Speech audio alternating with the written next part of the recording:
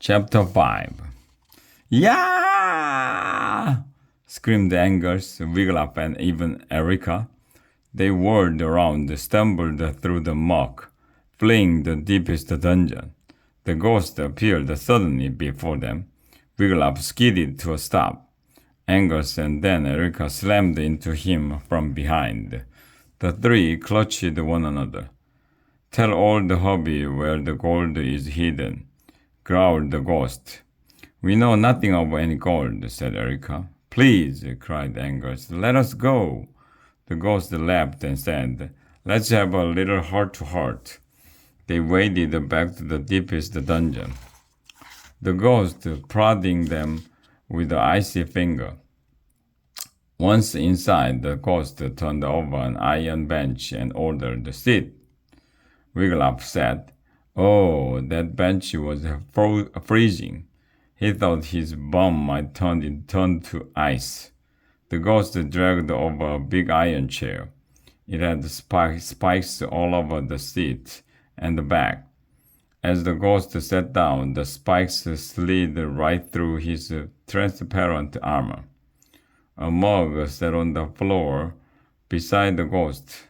Steam rose from it.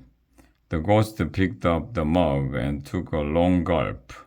Wiglaf was horrified to see bright red liquid flow down his ghastly throat all the way to his stomach.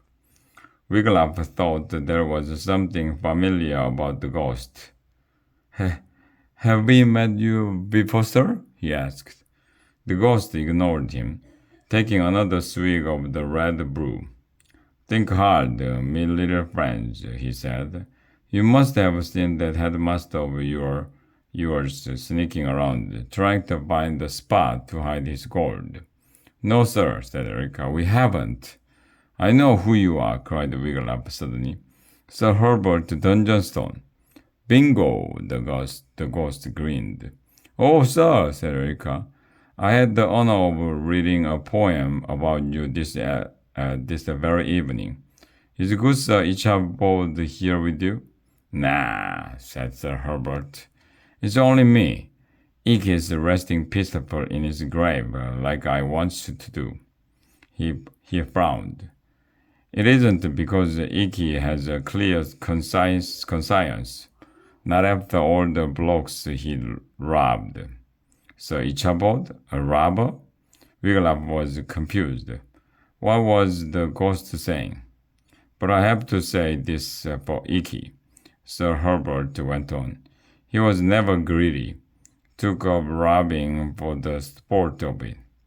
Ikki did, had no real love for the loot, but me? The ghost chuckled. I took up robbing for the gold. Ah, how I loves me gold. All this talk of gold reminded Wiglaf of Mordred. He loved gold too. I never got enough of it to sue me. Sir Herbert went on. No matter how high my stack of coins grew, I always hoped it would grow higher. I was greedy, still am, and I cannot rest in my grave until I get me gold. Hold it, said Angus. Are you saying that you and Sir Ichabod were robbers? That's right, the ghost nodded. No, cried Erica. That cannot be. Do you doubt me? Sir Herbert smirked. Can't say I blame you.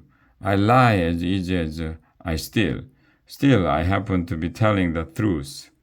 Sir, I am the only student ever to check out the history of Dragon Slayers Academy from the library, said Erica. I read it cover to cover. You and Sir Ichabod were noble knights. Nah, your headmaster has been feeding you a great heap of beans, said the ghost. Listen up, me little friends, and I shall tell you the real history of Dragon Slayers Academy.